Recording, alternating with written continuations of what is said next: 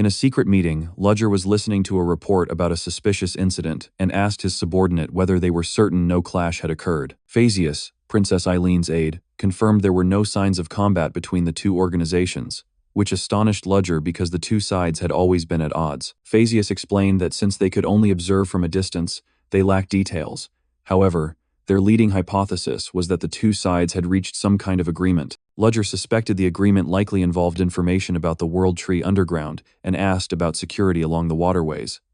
Phasius reported that after reinforcing troops, there had been no intruders. Princess Eileen, another person in the room, voiced that the silence was suspicious, noting the problem was they had no way to defeat the other side. She added that if they took action, the opponents would flee, which would create complex diplomatic complications. Ludger smiled confidently and said that even if they couldn't extract information from the church, there was a way with the elf tribe.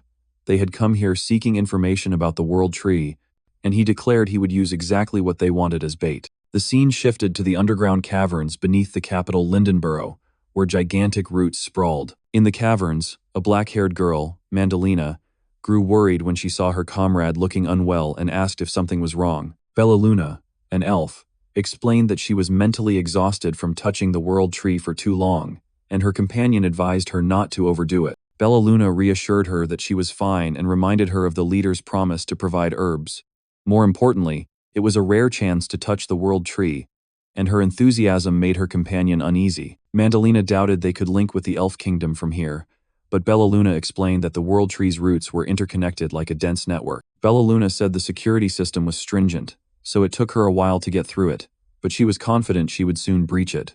Green energy began to emanate from the roots. Mandalina, Bellaluna's companion, thought to herself that although she didn't know much about the World Tree, she understood that breaking the elf defense's network was an astonishing feat. She grew even more admiring of Bellaluna, and acknowledged that man Ludger had good reason to always keep Bellaluna by his side. Bellaluna finally completed the intrusion into the system and breathed a sigh of relief after pouring all her effort into it. However, her expression quickly turned troubled as she sensed things would get worse and began to reveal shocking information about the Elf Kingdom. Bellaluna disclosed that the Elf Kingdom had prepared for war, a revelation that left Mandalina utterly stunned and horrified. Mandalina asked in panic, "War? Are you sure?" And Bellaluna gave a wry smile, implying she too wished it weren't true. Bellaluna provided more details. Among the 7 influential houses in the Elf Kingdom, records showed the strongest house, Lefray, was mustering forces. Her comrade worriedly asked whether the war would break out soon. Bellaluna reassured her it would be okay for now, since there was no information about the other houses. Nevertheless, Lefray's movements indicated something was happening, and the companion asked Bellaluna if she had any idea why. Bellaluna revealed their terrifying plan, to use their power to transform the entire continent into an elf forest where trees could neither be felled nor burned, a pure environment made for them. Bellaluna disclosed another troubling detail. Although part of the data was locked, she discovered the elf tribe's tracking devices had been sending data to their kingdom, and the timing of the transmissions was immediately after they had been approached by the Lumensis Church. Mandalina was stunned to realize the truth. The church had been feeding information to the elf tribe. The conspiracy was bigger than they thought, and the other members of their group were not safe either. Meanwhile, in an alley in Leatherbelk, Sedina was walking with Alex and wondering why she couldn't go alone. Alex explained that the professor had asked him to accompany her, which surprised Sedina. Alex thought to himself that Ludger had told him to keep an eye on Sedina because of suspicious elf activity, but he chose to keep that secret to himself. Suddenly, Alex sensed something was off. His gaze sharpened. He whispered a warning to Sedina that someone was following them, and she panicked at the news. Alex reassured her that there were many people around, so they were safe for the moment, but he resolved to capture the follower to find out who they worked for. Alex told Sedina to go to a nearby restaurant and wait for him. The girl obediently agreed and entrusted everything to him. Sedina stood inside the restaurant looking out the window, while a cloaked figure lurked at the corner of the street. As soon as Alex left, the cloaked figure moved at once, rushing toward the restaurant. The stranger lunged to attack, but Alex was alert and ready to respond. Alex quickly unleashed a powerful water magic strike, halting the assailant's attack. The attacker suddenly spoke up, hastily insisting they were not an enemy, which surprised Alex. They pulled back their hood to reveal long elf ears and green hair, introducing themselves as Virano Dentis, a professor from Theorn. Alex remained cautious, asking why Virano was suspiciously dressed and following them. Virano explained she had to conceal her identity to approach carefully and avoid being spotted by them. When Alex asked who they were, Virano revealed that there were people hunting Lady Sedina. No sooner had Virano finished speaking than a loud explosion suddenly rang out from behind, startling them both. Both Alex and Virano were stunned. Virano shouted, asking where the blast had come from. Alex realized in horror that the explosion came from the restaurant where Sedina was. People were fleeing the smoking building in panic. Amid the chaos, Virano gasped as she spotted someone standing on the roof. It was a shadow warden, and he was carrying the unconscious Sedina on his shoulder. The scene shifted to a room in the safe house that night. Ludger had rushed in after hearing the news. Alex reported to Ludger that Sedina had been kidnapped in the alley behind. With a cold expression, Ludger said he had expected this to happen. That was why he had sent Alex with the girl and asked Facius to recount the details. Virano was surprised to see Professor Ludger present. Ludger reassured her the situation was urgent and that he would explain everything to her later. Ludger turned to Alex and asked why they had lost the enemy's trail, suggesting that losing them here meant another force had intervened, and he wanted to know who it was. Virano explained that the area was familiar so the chase wasn't difficult, but the Lumency's church suddenly appeared and blocked the way, causing them to lose the trail. Ludger fell silent. He had suspected the church was cooperating with the elves, but he hadn't expected their secret arrangement to concern Sedina's information. Virano was surprised that Ludger knew Sedina's true identity. Ludger admitted he had recognized it and thought hiding the girl would suffice, but things had spiraled out of control. As Ludger was about to discuss why Sedina had been abducted, the door suddenly burst open. Bellaluna burst in, breathless with urgent news. She had discovered why the Shadow Wardens were collaborating with the Lumency's church. Bellaluna was surprised to see Virano, another elf, there as well. Ludger sighed and decided they needed to clarify everything before continuing the discussion. Virano summarized the situation, confirming that a world tree had died in the capital Exilion and that Bellaluna had infiltrated it to gather information about the kingdom. Ludger confirmed this, adding that it was alarming because Bellaluna had never touched a world tree before. Then he asked Virano about the enemy's motive. Virano revealed that Sedina's captors were pureblood elves of the Shade Warden house, supported by the Lefray family, the caretakers of the world tree. The world tree. It enriches the surrounding land without consuming mana, allowing the elves to live in an era of plenty. However, everything changed when the original house, Flaunt, fell. The Lefray family gradually weakened and could no longer fully control the world tree, and the elves have since yearned to return to that golden age. The elves have since longed to restore that former glory. Ludger concluded that to recreate that era, they needed the power of the world tree, and to achieve that they planned to conquer the entire continent. News that shocked both Bellaluna and Alex. Virano confirmed this and disclosed the ultimate reason. They needed Sedina, who possessed the power of a seer. He admitted he already knew and had tried to remain silent to protect the girl, but he could not oppose fate alone. Ludger revealed a surprise. He had arrived in time not because he deduced it himself, but because someone had forewarned him. Virano asked if Ludger wanted to meet that person, as they had also expressed a desire to see him. The scene shifted to a carriage traveling through the city at dusk. On the carriage, Ludger asked Virano where they were headed, and Virano replied that it was no surprise. Virano revealed they were going to meet Miss Sedina's father, Wilter Roshen, at the Roshen family estate. The scene showed an extraordinarily lavish mansion. Alex gasped at the Roshen family's wealth, and this was not even their main residence. Ludger explained that Wilter Roshen had expanded the family's business into a conglomerate. He was an extraordinary man. Ludger added that this was also why Sedina sought revenge against her family. He coldly asked whether the family was glad the troublesome child had disappeared. Virano admitted he had thought the same before meeting Wilter Roshen in person and suggested Ludger see for himself and judge. When they arrived, a well-dressed, middle-aged man greeted them and thanked them for making the trip. The man introduced himself as the head of the Roshen family, Wilter Roshen, Sedina's father. Wilter Roshen, speaking as Sedina's father, expressed his gratitude, saying he had heard his daughter had caused trouble and wanted to show his appreciation. But Ludger would not accept the thanks. With a cold, furious tone, he bluntly questioned how a father could abandon his daughter so completely, an accusation that left Virano stunned. Wilter acknowledged Ludger's criticism and then invited him to accompany him to a place he wanted to show. They came to a greenhouse in the mansion's backyard. Wilter explained that he tended the place himself. Ludger sneered that it was an odd hobby for the head of a conglomerate. Wilter replied that he only did it in the little spare time he had. Wilter revealed the greenhouse had not originally belonged to him, which explained why it felt out of place. The original owner had been Sedina's mother, Wilter's wife, and he began caring for it after her death. Ludger bluntly asked whether the Shadow Wardens had killed his wife. Wilter quietly answered, no. Wilter explained that it was the moderate faction opposing the Lefray family.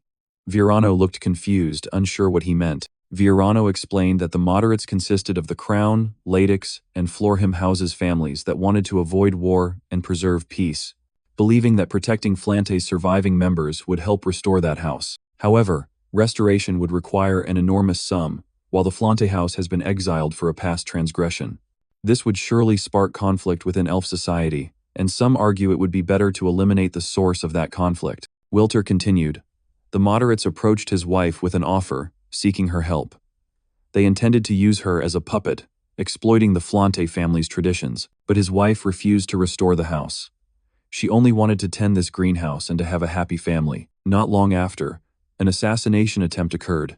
His wife, already frail, was gravely injured. Her final dying words were only one sentence: "Take care of Sedina." Wilter explained that because the factions had not abandoned Sedina, who carried Flante blood, he was forced to forge her birth records. Facius asked in shock if that was why the family treated her as if she didn't exist. Wilter admitted it. He fabricated Sedina as the daughter of a lover. There were even rumors she was the child of an elf slave he had bought, but he didn't care for appearances. He argued it was the only way to protect his daughter. Hearing this, Ludger's expression darkened. He said coldly, "Don't try to justify your actions with that worthless excuse." Ludger could not contain his anger. He grabbed Wilter by the collar and shouted that no matter the explanation, he was a father who had abandoned his child. Virano cried out for Ludger to stop. Wilter asked painfully what else he could have done. That had been his only choice. Ludger roared in fury, his eyes blazing with anger. "You should have protected her to the end." Ludger's group stood stunned by his rage. They had never seen him lose his composure like that. The atmosphere grew extremely tense as Ludger and Wilter faced each other, one full of wrath, the other full of remorse. Ludger shoved Wilter back, saying it seemed he had wasted his time there. He turned his back and left, declaring he had nothing more to say and that he would have gone to rescue Sedina had he not come here. Wilter stopped Ludger, saying he had not summoned them to hear complaints, and that the situation could not be solved by haste alone. Wilter made an offer. He said he had many useful items in the mansion's storeroom and asked them to use whatever they needed. He promised to support them with all the resources the Roshan family possessed. Ludger remained skeptical, noting that Wilter was unusually generous for a businessman. He challenged him.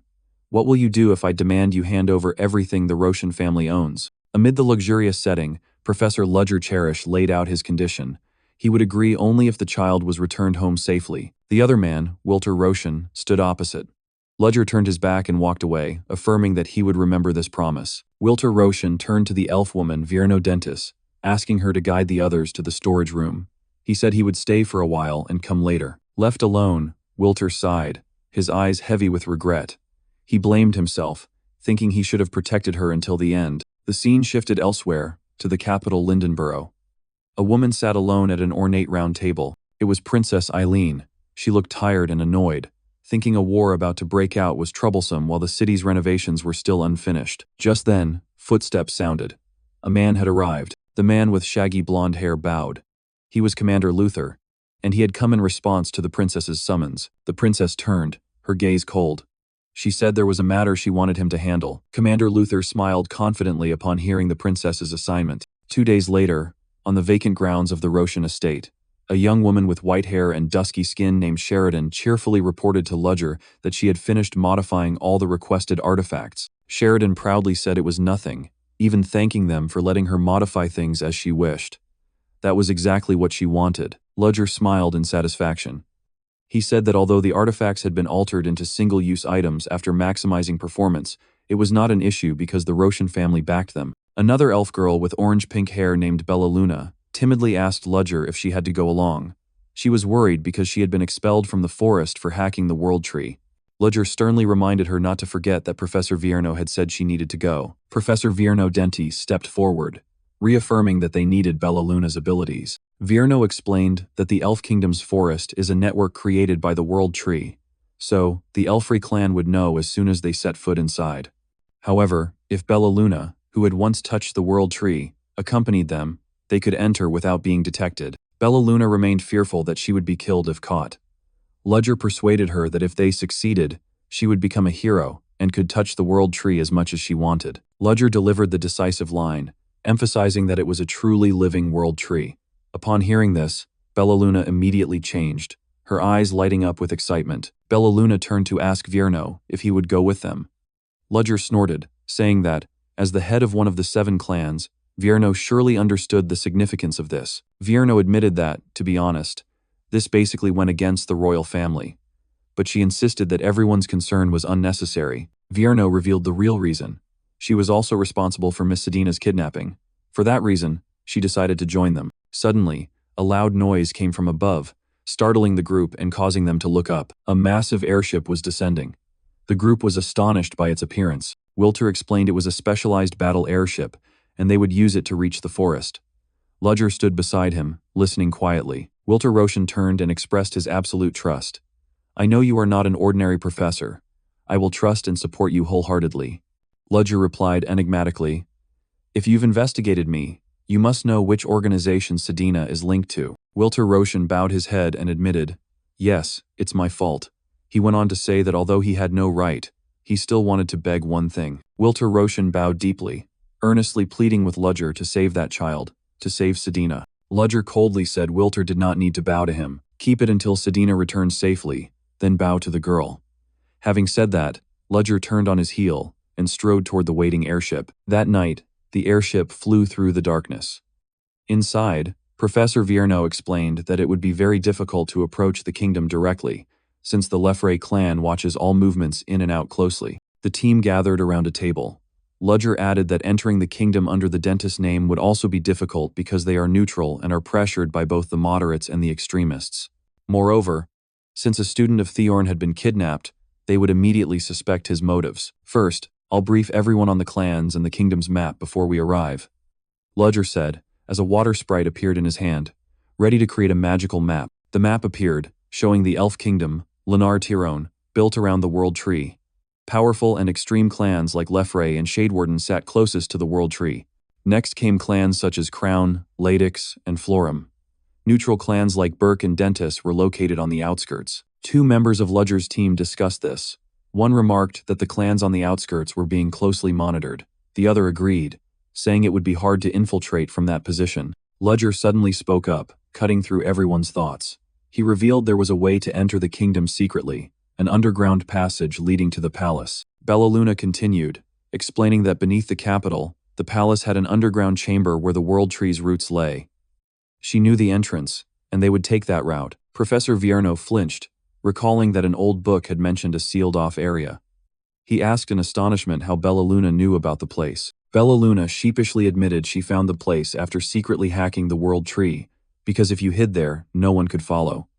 Her innocent confession left Vierno and Ludger silent, sighing. Vierno rubbed his forehead, trying to regain composure. In any case, he thanked Bellaluna for the valuable information. He said that once they reached his clan's territory, they would make a concrete plan. The airship approached a grand city wrapped in greenery. The captain announced they could only bring the team this far. Getting closer would risk revealing the stealth mode. Looking out the window, Ludger said that was sufficient. The captain confirmed they would remain in the area to await orders. Ludger turned and asked, aware the captain needed to return immediately, whether he was defying orders. The captain replied that they had a degree of autonomy, and this matter also involved the lady. The captain elaborated that he also had a child, so he understood the master's feelings well. He revealed that despite Wilter Roshan's appearance, the master was actually kind to the point of being foolish. Ludger asked if he was defending his master.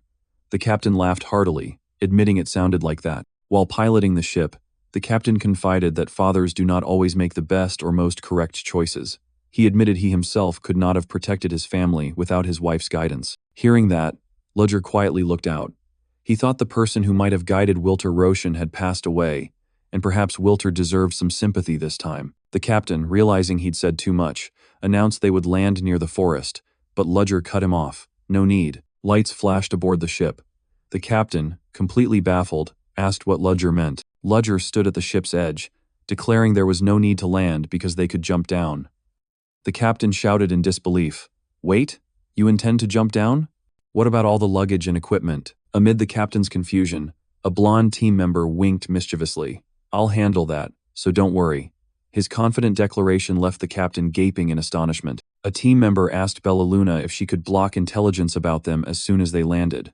Bellaluna replied confidently that it would be no problem if there was vegetation nearby. Ludger decisively ordered, "All right, let's go," and stepped onto the airship's railing, ready to jump. Without hesitation, Ludger's team, including Vierno, Bellaluna, Sheridan, and the others, leapt from the airship together, plunging into the forest below with the aid of magic. The captain stood frozen, watching them go, muttering that they actually jumped, a bunch with no fear. At that moment, a crewman came running in a panic to report. The crewman shouted that all the artifacts stored in the cargo hold had vanished. The captain was aghast, unable to believe how they could have taken them all. Meanwhile, elsewhere, Sedina Roshan awoke in a luxurious bed. An elven maid announced that someone wished to see her. Sedina realized she was on elven territory. The scene shifted to Serendil Castle, a magnificent and ancient structure. Sedina stared in astonishment at the colossal world tree radiating a shimmering light. Though it was her first time seeing it, she felt an uncanny sense of familiarity. A silver-haired elven man led Sedina further into the castle. The giant door wrapped in roots opened, revealing a vast and solemn great hall. An elven woman with golden hair and pointed ears sat upon the throne.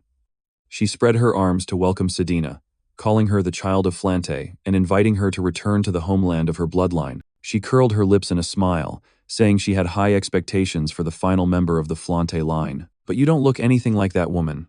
The remark made Sedina flinch slightly. The elven queen smugly said that what one seeks is often right before one's eyes.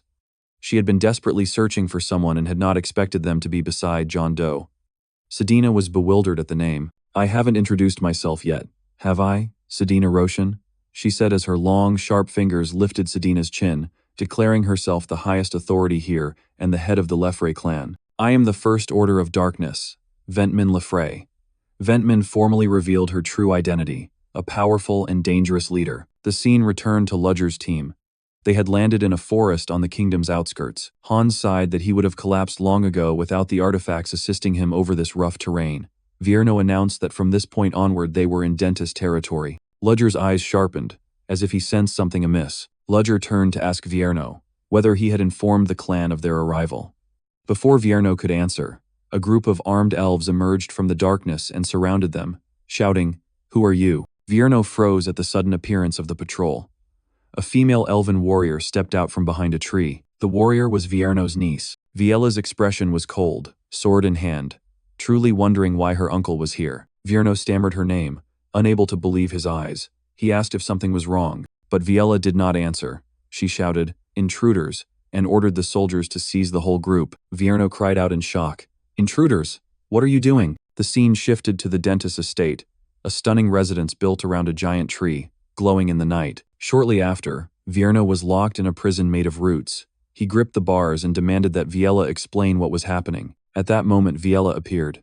She coldly announced that the elders of the moderate faction had accused Vierno of treason for attempting to hide the last member of the Flante family. Viela explained that as long as Vierno was deemed a traitor, the rest of the dentist clan would not be safe. Therefore, in exchange for handing him over, the elders promised they would not implicate the clan. She told Vierno not to worry about the clan, because she would replace him as interim leader. They were even holding a celebration at the estate to mark it. "Since it's midnight, I'm sure everyone will be utterly drunk. Tomorrow morning you'll be taken to the palace, so I hope you enjoy the rest of your time here." Her words were loaded, as if creating an opportunity for Vierno to escape. Inside the cell, Ludger immediately understood the plot. Both of them caught the implication. She wanted them to escape. The moment they broke out, she would use that as a pretext to muster troops and strike at the moderate elders. Ludger pointed out that if they escaped, it would only strengthen the treason charges against Vierno.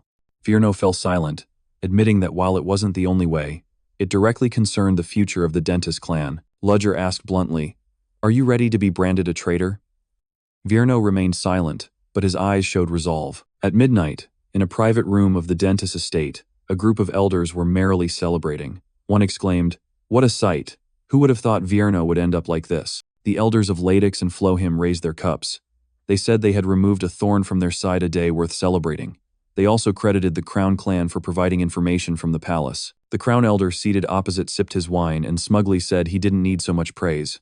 He mocked the Lefray for bungling things, how shameful. The Ladix elder wondered aloud that, according to reports, the World Tree's power would belong to the Lefray clan. The Crown elder waved it off, saying power cannot be seized by force alone, and urged everyone not to worry but to enjoy the feast. Just then, Viela entered. An elder cheerfully welcomed the interim head of the dentist clan and invited her to sit and join the celebration. Viela replied that she would be glad to sit and partake. The Flohim elder observed that everyone was, as expected, thoroughly drunk. Meanwhile, Viella was secretly scheming.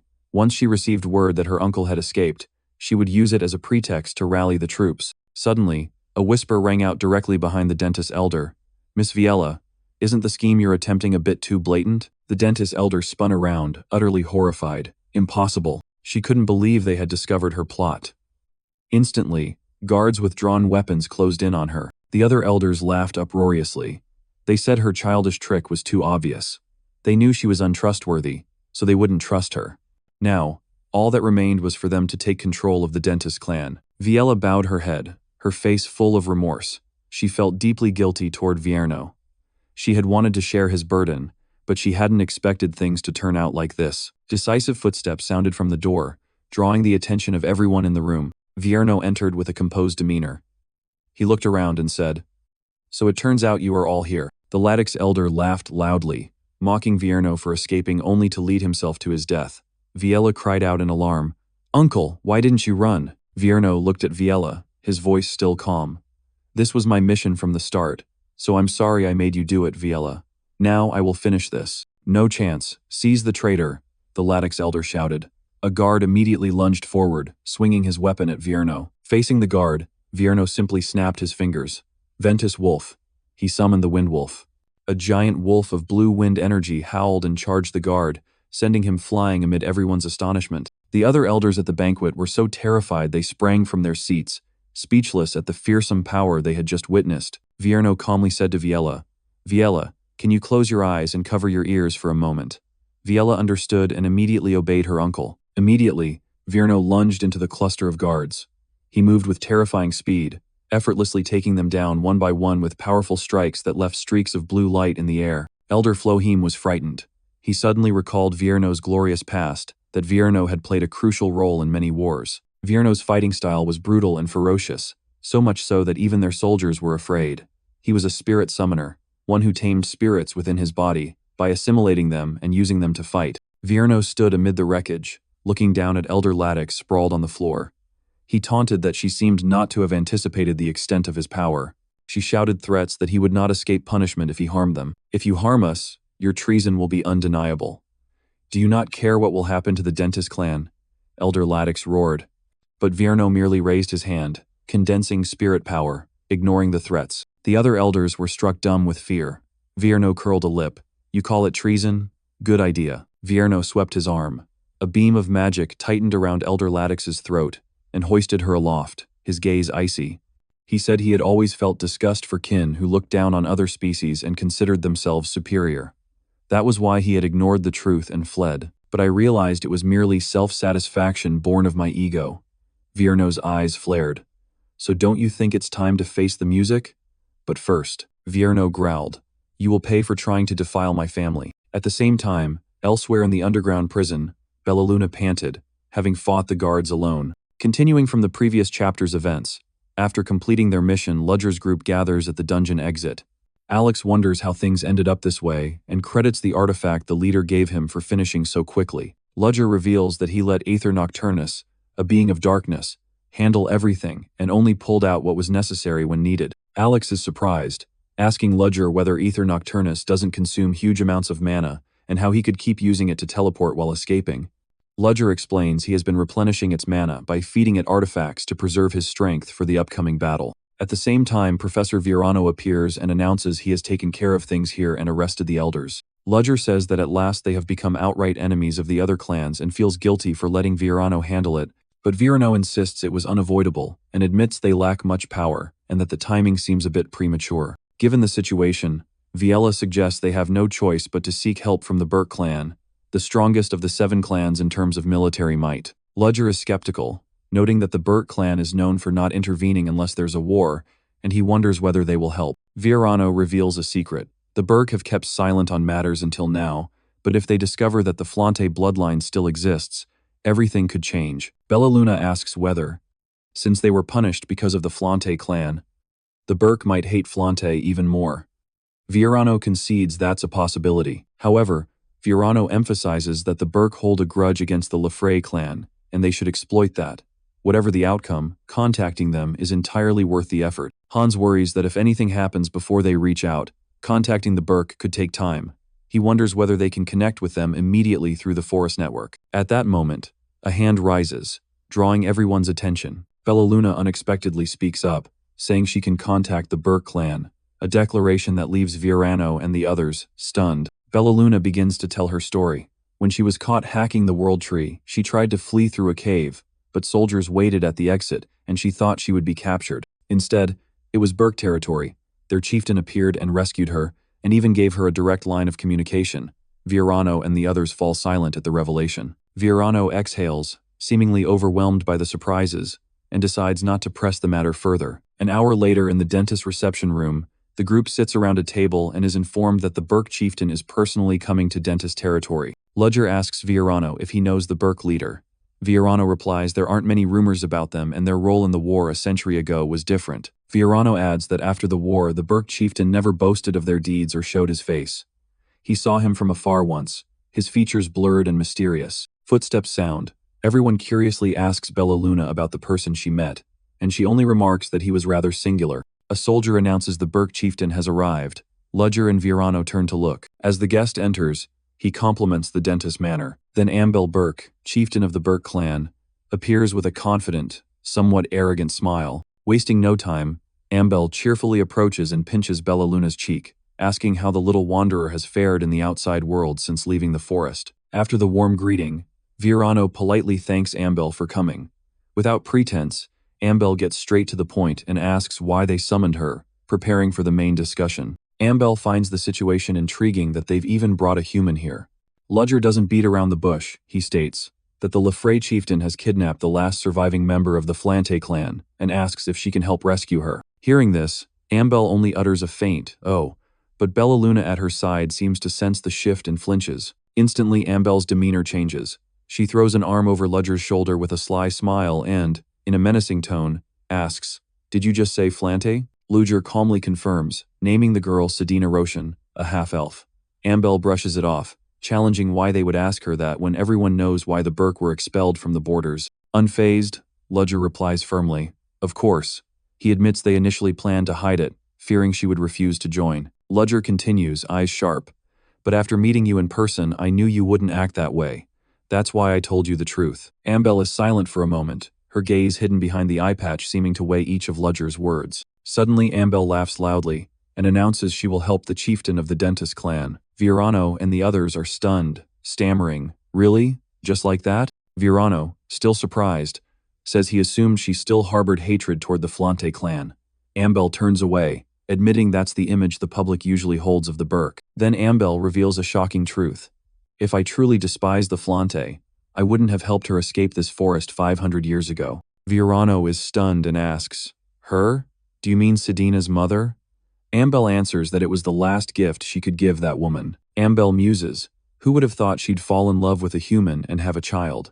Then she asks the child's name to be sure. Her name is Sedina, right? The scene shifts back 500 years. A younger Ambel speaks with a white-haired woman, Ella, Sedina's mother. Ella, worried about being pursued, nonetheless thanks Ambel for helping her. Ella optimistically says she might find the love of her life in the outside world.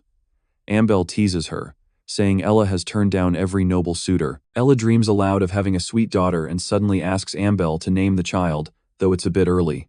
Ambel, surprised, replies, "Me?" Ella explains that in the human world the role is called a godmother. She wants Ambel to do it because she is like both sister and mother to her. Ambel smiles, strokes Ella's hair, and says she can't imagine someone like Ella having a daughter. After a moment's thought, she says, "Sedina." Sedina sounds nice. Ella beams with joy and thanks Ambel for the beautiful name. The memory ends. Back in the present, Ambel, lingering in the memory, smiles and says, "All right, tell me your plan how you intend to rescue that child." Sometime later, Ambel stands alone on the balcony, gazing into the distance. Ludger approaches and remarks, "Interesting, most elves don't smoke." Ambel replies that she has a keen interest in the human world. They look out over the garden together. Ambel says she never imagined such things could be fashioned from ordinary forest plants. Ludger asks, "You kept humans out, don't you hate them?" Ambel admits she has lost much to humans, even an eye, but then wonders what hatred would accomplish. Ludger agrees, eyes distant, recalling Ella's old words that they should leave the forest to see the wider world. He says his travels have taught him many things. Ludger continues, Compared to that world, the elves' forest is essentially no larger than a well. The elders here still bicker over trivial matters, Ludger deduced. But if that child is the last survivor, then Ella. Ambel replied coldly, the neutral faction killed her. Ludger could only breathe. I see. So that's how it ended. Ambel turned, eyes sharp. Although the dentist chieftain was present, you were the one leading the conversation. That means you're responsible, isn't that so? She continued. Seeing the soul you hide beneath your clothes, I can tell you're not ordinary. I also sense another source of power that is not yours. Ludger thought in amazement. Could she actually see Quasimodo's soulstone? Ambel explained. As a chieftain, we give orders and cannot act recklessly. You, on the other hand, can move about freely. Ambel scoffed. So that's why you rescued the child. If I could have gone, I would have. But I'll leave this to you. Ambel warned sternly. Failure will not be forgiven. Understood?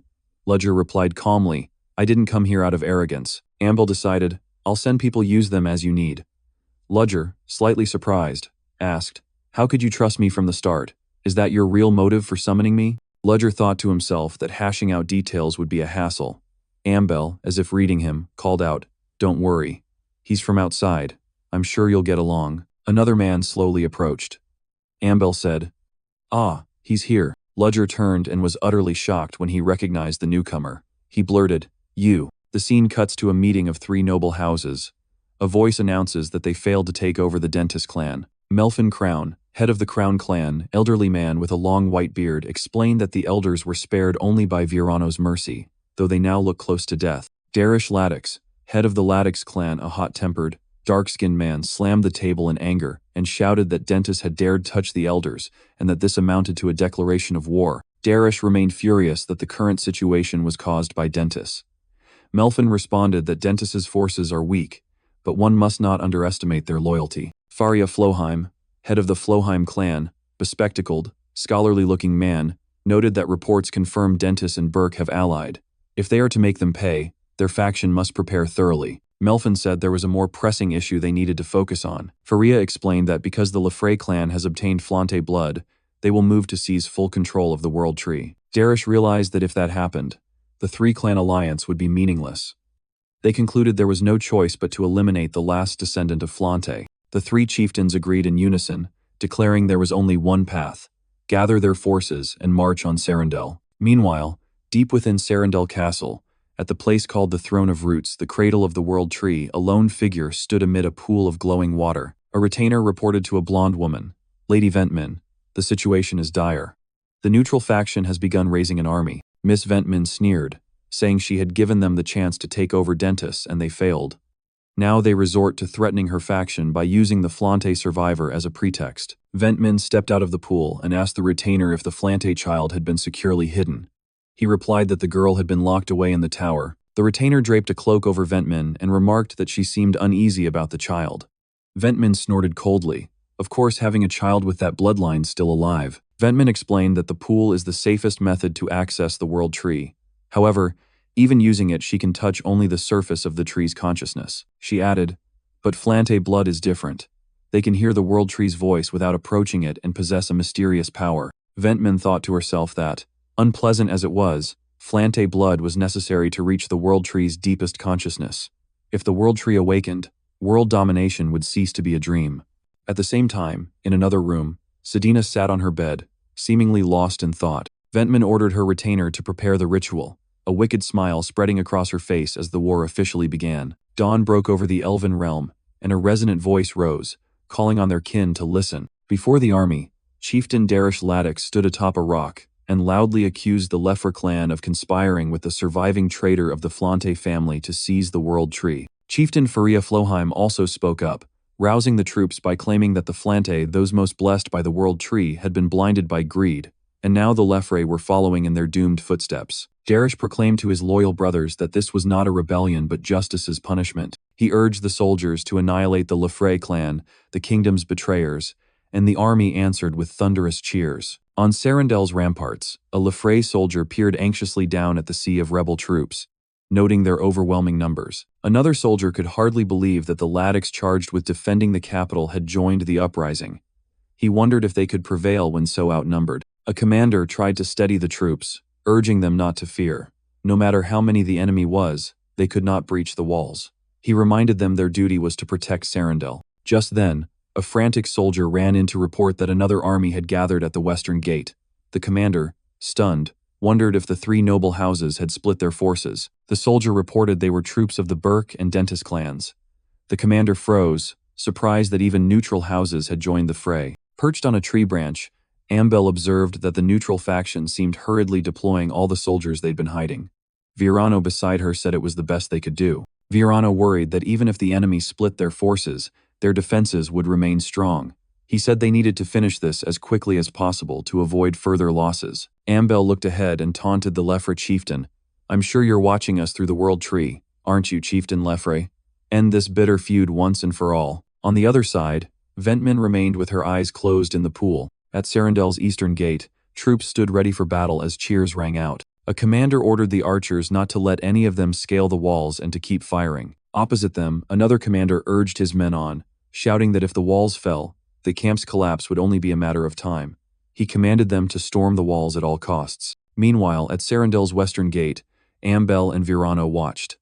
Ambel realized the battle at the eastern gate had begun. A soldier tried to stop Ambel, warning it was dangerous to go alone.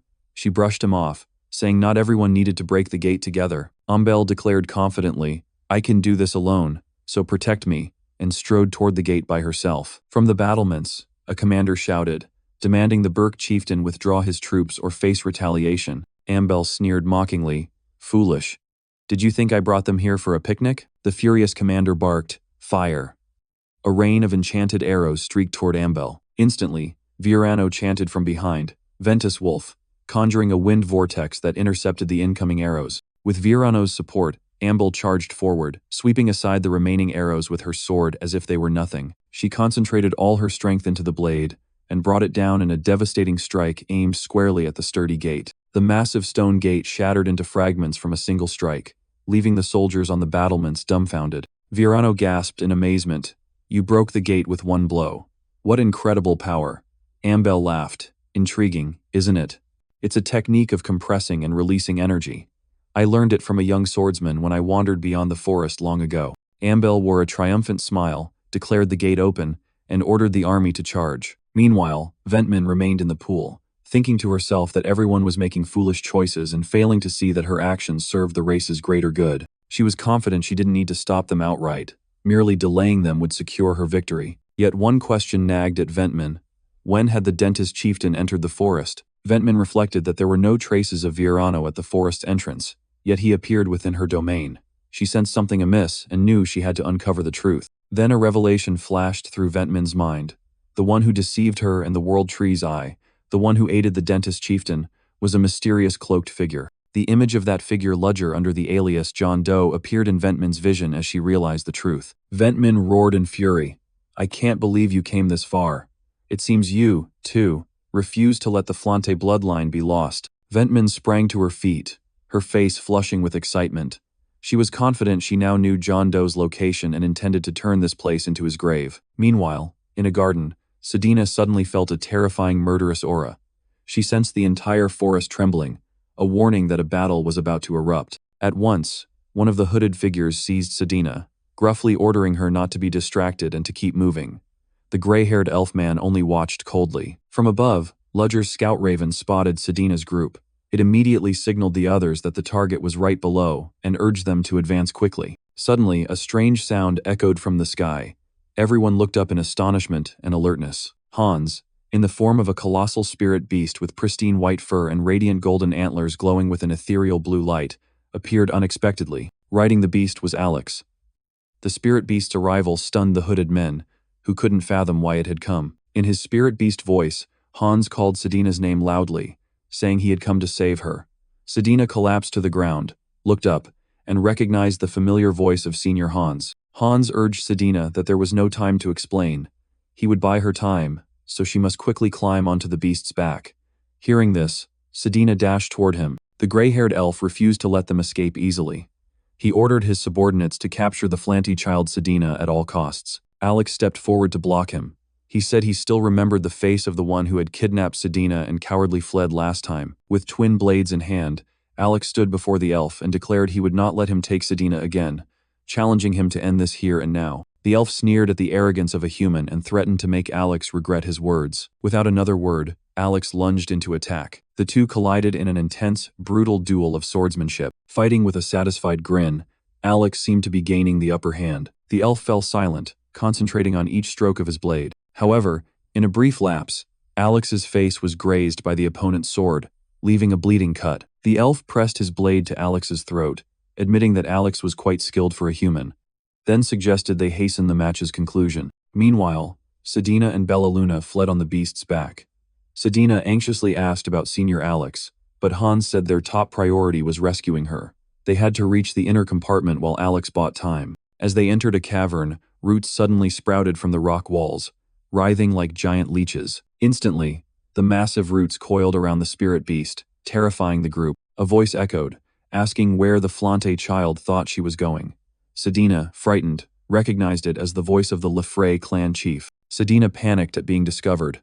Hans was equally desperate as the roots surged in, cutting off their escape. At the critical moment, a hand radiated brilliant green magical light, as if preparing to cast a powerful spell. Bellaluna raised her hand and unleashed a blinding beam of light, producing a massive explosion of brightness. She briefly seized control of the World Tree's power and urged everyone to use the chance to act. The spirit beast roared in defiance.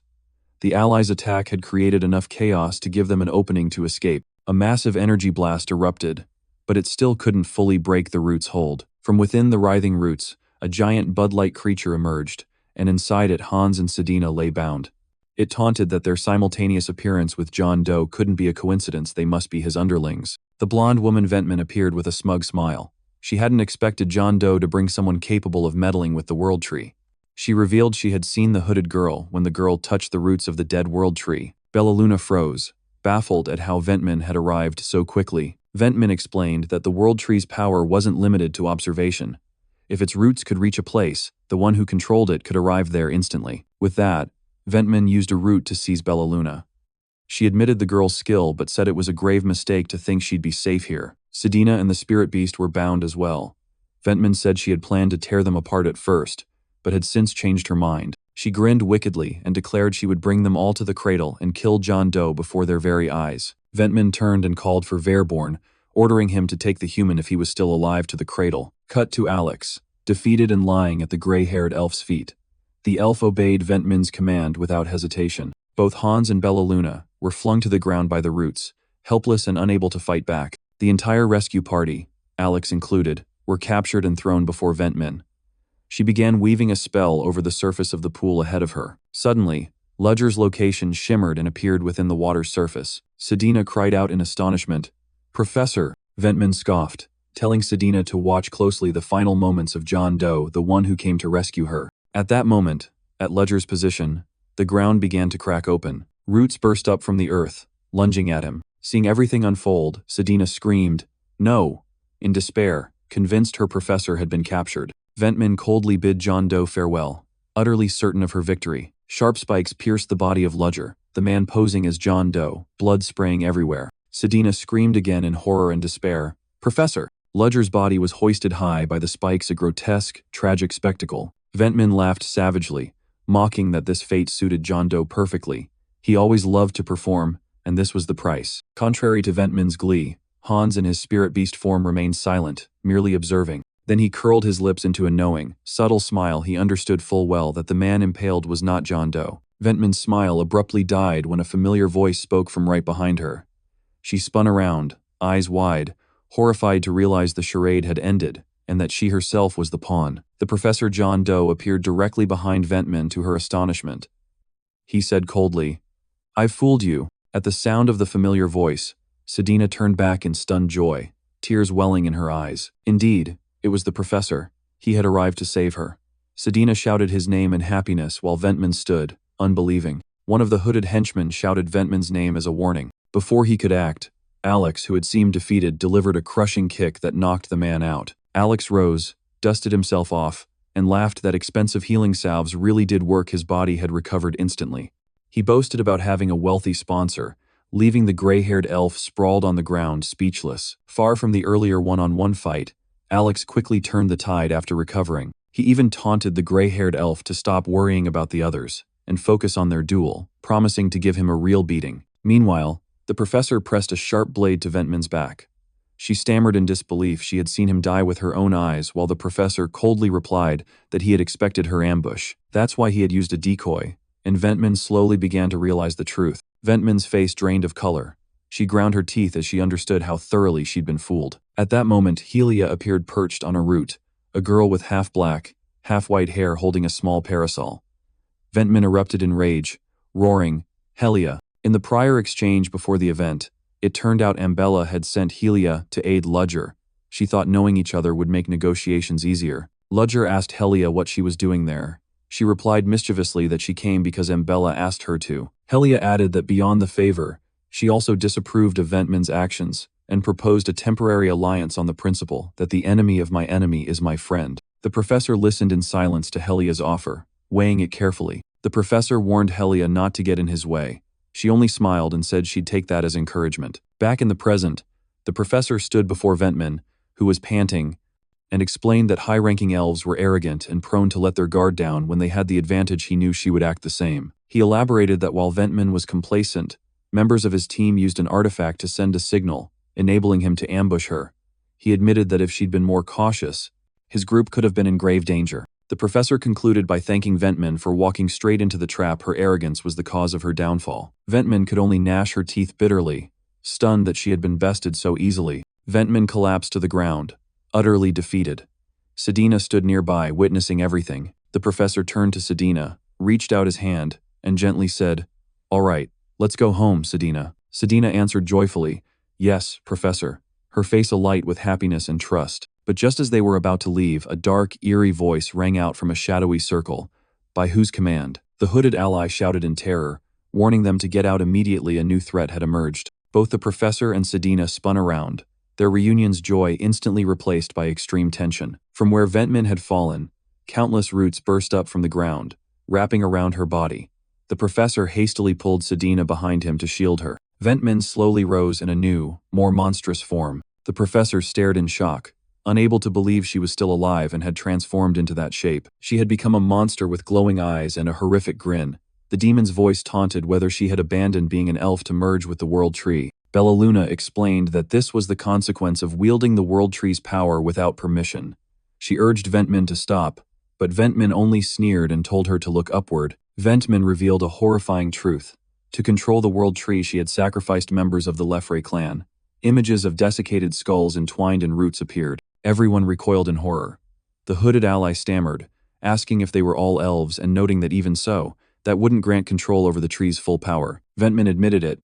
Even in this form, she commanded only about 5% of the tree's power, which only intensified her hunger for the core code. The professor turned to Sedina and asked about the location of the central doctrine, but Sedina only blinked, answering that she didn't know. Ventman sneered, accusing Sedina of lying and threatening to find what she wanted by ransacking the girl's body. The professor's gaze hardened. He declared there was no choice left but to end it all. Countless magical spears materialized, poised to strike at Ventman. The spears swept in like a storm, but Ventman casually blocked them with roots, snorting in contempt. Yet one spear pierced through the root defenses. Ventman recognized it as an artifact spear called the Stinger.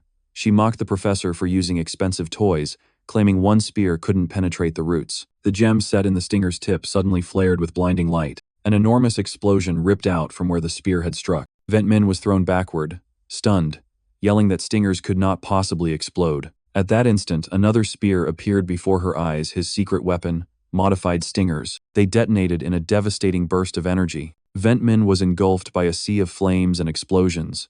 In horror, she realized the professor had rigged the artifacts to detonate. She admitted Ludger's attack had been effective, but unfavorably for him. She possessed regenerative power through assimilation with the World Tree. Unfazed, he summoned more magic, preparing to deliver the finishing blow. A colossal vortex of energy formed and hurtled straight toward Ventman. Ventman gritted her teeth in fury, realizing the professor left no opening for her.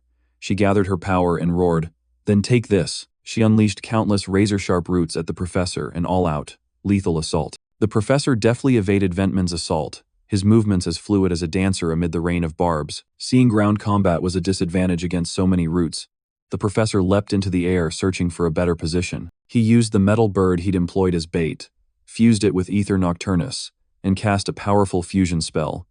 Fusion magic. Steel raven. A giant metallic raven, wreathed in black-purple energy and bristling with swords and spears, manifested in a menacing display. Ventman looked up, her expression shifting from arrogance to utter terror. Could this be Leslie's magic? A greater secret was unveiled, and the battle had only just truly begun. Ventman lay gravely wounded, horrified as Professor Ludger hovered in the air, wondering how he could wield such power. Ventman struggled to rise. She had reconstructed most of her body, but the process had drained her mana. Ventman knew that if things continued as they were, she would lose, so she needed to find something to replenish her mana, and her target was the World Tree. To restore her mana, Ventman turned her sights to other elves. Meanwhile, Ambel and Hans' group moved through the forest and sensed that something was wrong. A savage smile spread across Ventman's face.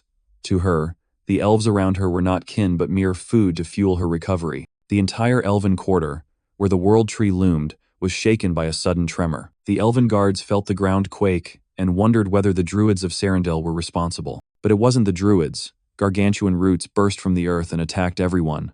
The guards screamed in terror and fled. The World Tree's roots rose from the ground, snatching up elven soldiers and hoisting them into the air. Heart-wrenching screams filled the air as the soldiers were absorbed by the roots, becoming nourishment for Ventman. A surviving guard couldn't believe his eyes. Why would the World Tree attack its own people? Professor Ludger, in his raven form, flew over and noticed Ventman's appearance growing increasingly strange. He realized Ventman had assimilated another layer of power from the World Tree.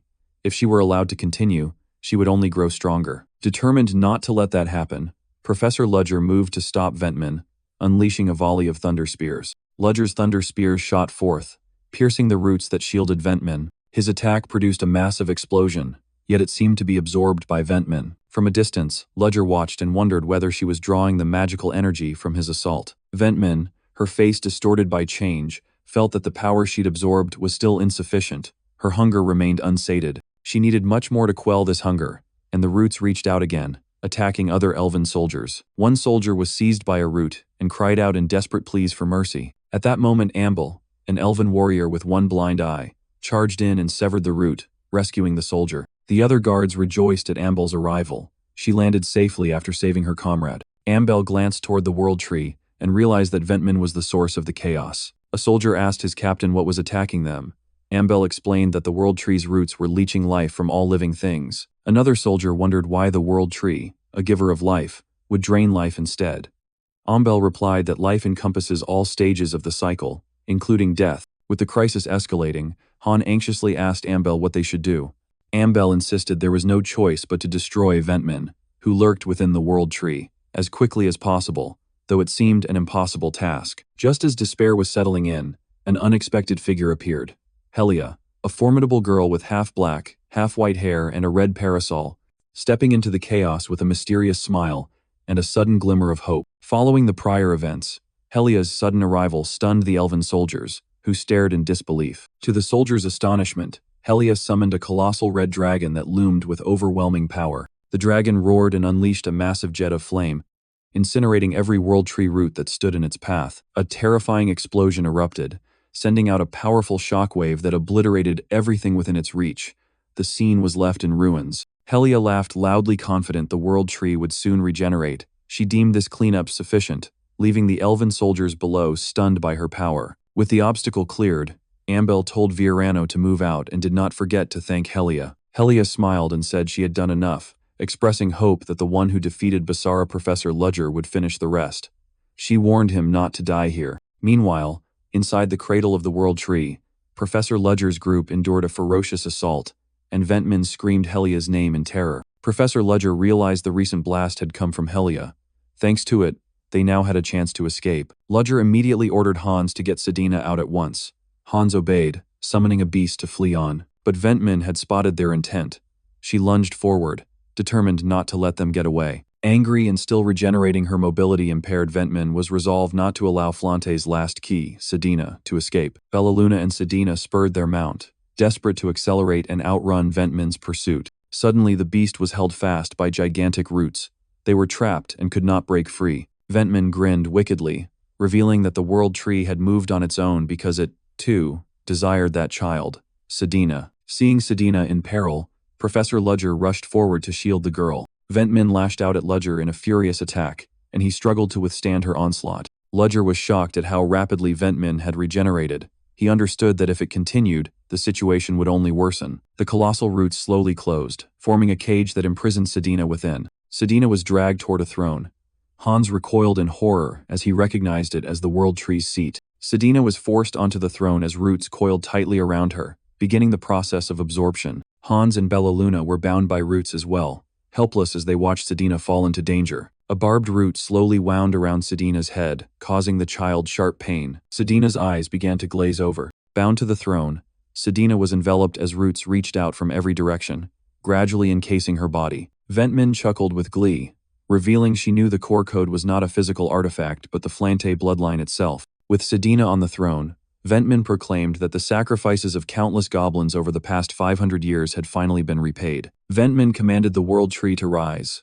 A violet magical aura enveloped the giant, unleashing a devastating surge of energy. Now Ventmin could sense the World Tree's boundless power, and she wondered whether she should dare to harness it. A colossal beam of purple light shot forth from the World Tree, blanketing a vast swath of sky. The elven soldiers below could only watch in terror as that destructive force filled the heavens. Ambel and her companions stood aghast, as the entire eastern region was swallowed by the light.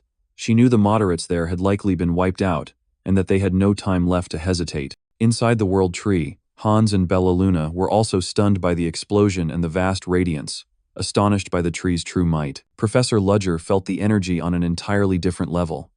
He understood why the elves revered the World Tree as a god. Ventmin laughed maniacally. What she had just unleashed was only a fraction of the power.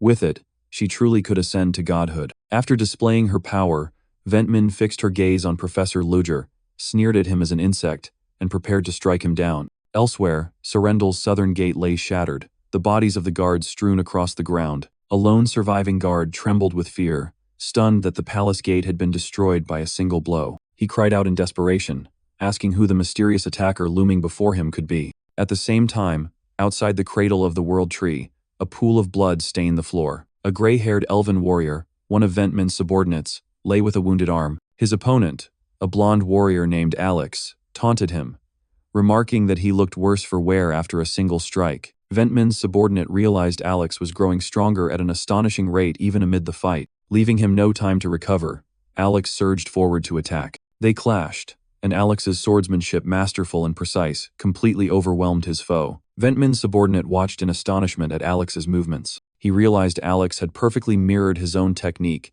and was now using it against him. Bound by loyalty to Ventmin, he knew that if he failed to kill Alex now, Alex would become a grave threat, so he resolved to stake his life to eliminate him. He roared and fought with the desperation of someone defending the only reason he had to live. Alex was taken aback by his opponent's fierce determination. In the opponent's eyes, Alex saw something familiar. Like him, this man was fighting for someone he deeply cherished. That recognition made Alex falter. Memories of his own past sins flooded back as he questioned whether he deserved to be compared to such steadfast loyalty. He recalled his selfish, cold actions toward the one who had trusted him until the end. He told himself that without meeting his leader, Professor Ludger, he had no right to measure himself against this loyal opponent. The memory brought him back to a rain-soaked day, when he collapsed in an alley and was found by Ludger. But now Alex had true friends and someone he willingly chose to follow. For those people, he could not afford to lose. Renewed resolve surged through him. Alex poured everything into a final strike, evaded his enemy's blow, and unleashed the decisive cut. Alex's blade cut a deep wound across Ventmin's subordinate. The opponent crumpled, and Alex stood there as the undisputed victor. To the fallen man, Alex said he would not offer apologies. He too had his reasons for fighting to win. He acknowledged it had been a worthy duel, a final show of respect to his adversary. In his last moments, the subordinate admitted defeat and apologized to Lady Ventmin for failing to be of use. Back inside the cradle, Professor Ludger now faced the full, terrifying might of the fully awakened World Tree. Countless beams of energy shot from the World Tree. Ludger, in his black raven form, was struck by one and cried out in pain. Ludger realized Ventmin was attacking relentlessly, refusing him any chance to retaliate. Bound by roots, Hans could only watch helplessly as Professor Ludger fought.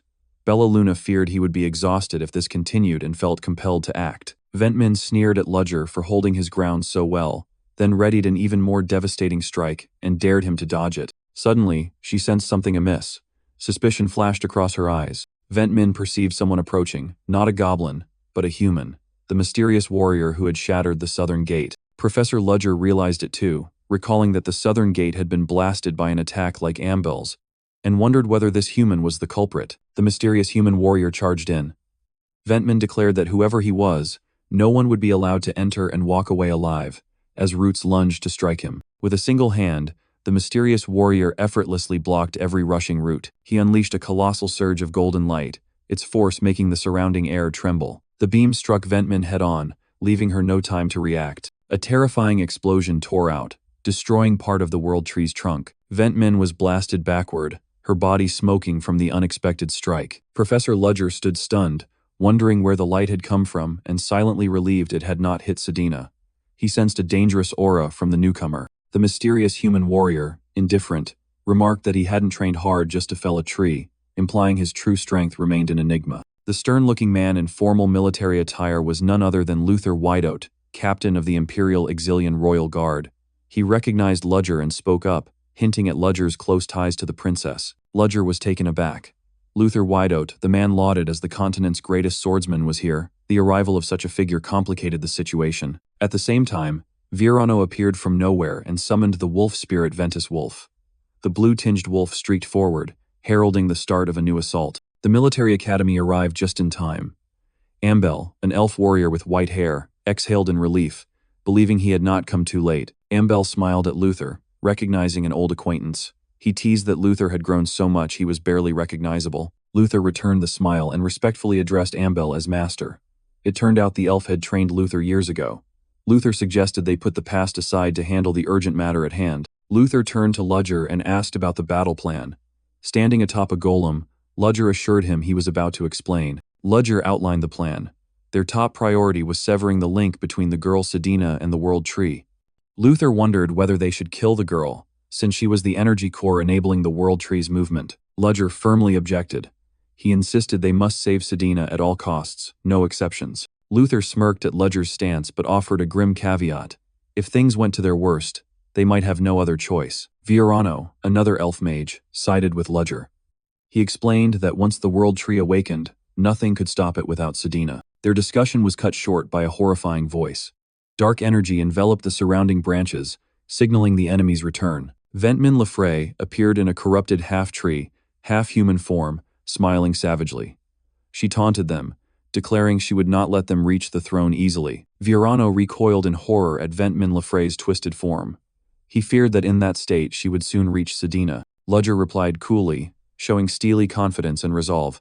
"Leave it to me." Ludger took to the sky and proclaimed his role. He would provide support and pave the way for the knights that was the duty of mages since time immemorial. Ludger ordered Hans, the stag spirit, to link his mana to him.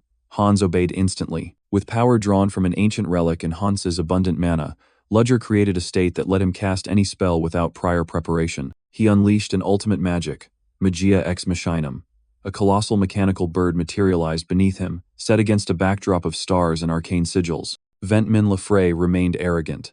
She mocked Ludger's bravado and dared him to keep flailing in vain. Ludger focused energy at his fingertip, preparing a devastating magical strike. A grade 6 spell, Oceanic Icebreaker, was activated. A massive ice warship was summoned from the magic circle. Ventman Lefray showed a flicker of surprise but sneered, confident that a mere spell like Oceanic Icebreaker could do nothing to him. Her taunt was cut short.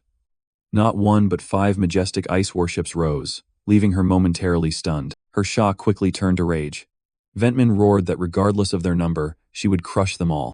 Ventman howled in fury and unleashed her dark energy, forming countless golden energy spears determined to obliterate Ludger's ice fleet. Ventman's energy spears slammed into the ice ships with violent impacts, triggering massive explosions that shook the area. After the strike, Ventman burst into laughter, confident that no matter how impressive Ludger's attack was, it could never rival the power of the World Tree. Ludger merely smirked. Coldly, he said Ventman wouldn't know the outcome until she actually faced it. Almost immediately, another grade 6 magic circle manifested. Ventman froze, unable to believe her eyes. Ludger unleashed his second grade 6 spell, Blazing Great Flame Realm. A vast sea of fire, filled with twisted demonic faces, was summoned to incinerate everything in its path. Ventman stubbornly refused to yield, claiming even countless grade 6 spells wouldn't change anything. She was engulfed by the flames yet fought on. Ventmin wrapped her body in dark branches and roared that the world tree would never fall. From within that protective shell, Ventmin unleashed a tremendous surge of energy and counterattack. Ventmin's energy collided with Ludger's sea of flame, producing a cataclysmic explosion. Ludger's fire utterly overwhelmed Ventmin's assault, surging forward to scorch her. For the first time, Ventmin showed signs of panic. She couldn't believe the world tree's power was being subdued. The inferno engulfed Ventmin completely, prompting her to scream in agony. Watching this, Luther couldn't help but admire Ludger. He acknowledged Ludger's talent and understood why the princess trusted him. Seizing the moment, Ludger's comrades Ambel and Virano moved swiftly to close in on the objective. But Ventmin was far from defeated. She bellowed and summoned an army of wooden undead from beneath the ground to block their advance. The group recoiled at the horrifying creature's emergence. Ambel ordered them destroyed, no matter what they were. Ambel and Virano plunged into battle against the wooden undead, clearing a path for their allies. Despite her wounds, Ventmin strained to unleash a final attack, concentrating a purple energy sphere, determined that Ludger would never reach the throne. Virano recognized that energy and cried out in alarm. It was the same attack that had wiped out the moderate faction's forces. Immediately, Ludger cast his third grade 6 spell, Black Oblivion. A colossal black hole spiraled into existence, sucking everything inward and directly confronting Ventmin's assault. Ventmin was stunned again. Another grade 6? She shouted in shock, addressing Ludger by another name, John Doe. Ludger explained that Black Oblivion did not inflict damage, but had the ability to destroy all forms of magic. He clarified that Black Oblivion wasn't meant to harm, but to annihilate magic itself, meaning a devastating magical strike like Ventmin's would be utterly eradicated without a trace. Ventmin's final attack was neutralized. Exploiting the enemy's stunned moment, Ludger advanced steadily, opening a counterattack opportunity for the team. While Ventmin staggered, Luther Whiteout seized the chance and charged in. With a powerful sweep of his sword, he struck Ventmin, forcing her to howl in pain. Luther asked coldly whether she had forgotten he was here to fight as well. Taken by surprise, Ventmin roared in fury and cursed Luther. Meanwhile, Virano and Ambel struggled against the wooden undead horde. Virano noticed the enemies growing stronger, even beginning to wield weapons. Ambel was also hard-pressed. A wooden undead suddenly attacked, forcing her to desperately parry. Ambel's eyes widened in horror as she realized something about the undead before her. She couldn't believe her eyes. The undead warrior before her was her mother.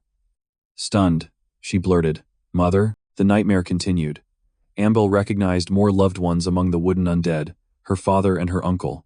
She screamed in despair, unable to understand how the dead could appear here. Virano explained in horror. These wooden undead were fashioned from the genetic material of those who had fallen in the forest. Hearing that, Ambel burned with rage at Ventmin's cruelty. Virano assessed the situation bleakly. At this rate, the team would be exhausted before reaching the throne. He knew they had to make a bold decision. In that decisive moment, a blue surge of energy enveloped Ambel's body. Virano shouted for her to leave the undead to him and go rescue Sedina. Ambel tried to resist but couldn't stop him. Virano's magic thrust Ambel away. Though she was furious at his impulsive act, the priority remained rescuing Sedina. Ambel surged forward like an arrow, roaring for Virano to hold on as long as he could. She poured all her strength into slashing at the wall of roots blocking their path, determined to carve a bloody way through. Ambel roared with exertion, channeling every ounce of power into the strike. At last, the root barrier shattered. She had succeeded in opening a path, but no sooner had the gate opened than a treacherous attack waited for her. Ambel's entire arm was severed.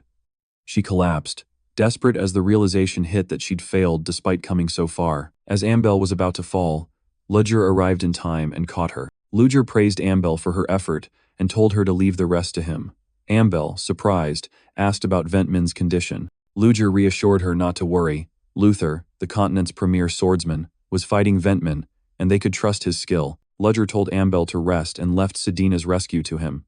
He turned and headed toward the throne where the girl Saturday. Ludger approached Sedina's side. He spoke her name and said it was time for her to wake. He strode to the throne where Sedina lay imprisoned in a coma. With steely resolve, he reached for the spiked crown that bound her to the world tree, intent on freeing her. But the moment he touched it, a titanic surge of energy from the world tree pushed back violently. It not only repelled him but began draining Ludger's mana, forcing him to brace under the unbearable pressure. Ludger realized the world tree's power was overwhelming him. Gritting his teeth, he resolved to pour every remaining mana into the struggle to see who would prevail. Then, mercilessly, countless wooden stakes pierced his hands. From a distance, Ambel watched. Though she'd lost an arm, She judged Ludger wrong to persist. She knew the World Tree wouldn't release Sedina easily. She yelled for Ludger to give up because he could die. She couldn't fathom why he clung stubbornly to the attempt despite the danger. Amid the chaotic energies, Ludger answered, "Why? Because up until now, I've lost too much." A painful memory surfaced. He'd begun by letting go of small things, and step by step he'd lost everything that mattered, trapped in a cycle of regret and sorrow. Rage ignited in Ludger's eyes. He roared, "And now I'm sick and tired of that." Ludger's eyes flared crimson. He unleashed his full power, his face swallowed by shadow, leaving only a look of fierce determination. Ambel witnessed the scene helplessly, memories of exhaustion and the weary ache of losing what's precious flooding back to her. Ludger felt the resistance weakening. He knew he had to finish this with everything he had left. At that moment, another hand rested on Sedina's head, joining its strength with his. Despite her wounds, Ambel resolved to fight on, shouting that she would help two better to die with no regrets. Then Ludger and Ambel poured every ounce of their power into a scream, channeling all remaining mana to awaken the girl. A cry rang out across the space. "Sedina, wake up." Their magic seemed to take hold. A colossal pillar of violet energy erupted from the throne, enveloping everything. Inside, Sedina found herself standing in a sunlit garden full of flowers and greenery. She stared, bewildered, wondering where she was. Sedina realized it was the garden where she and her mother used to play as a child. She couldn't understand why she was here when a warm voice said, "You've grown so much." Startled, Sedina turned and asked who had spoken. Her eyes widened with astonishment and disbelief. Before her stood a beautiful woman with white hair. Smiling kindly, it was her mother. She opened her arms and beckoned Sedina closer. Timidly, Sedina whispered, "Mother?" Sedina burst into tears of joy and leapt into her mother's embrace, asking to be sure it was really her.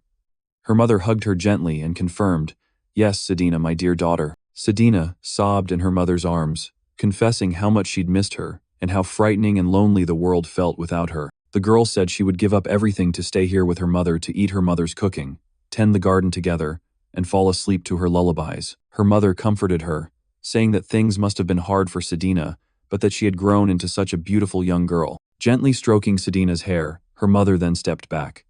With a sorrowful look, she spoke a harsh truth. "But you cannot stay here." Her words cut into Sedina's heart.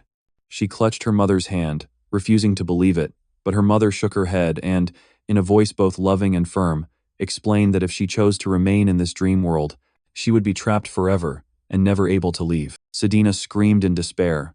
She couldn't accept this cruel truth.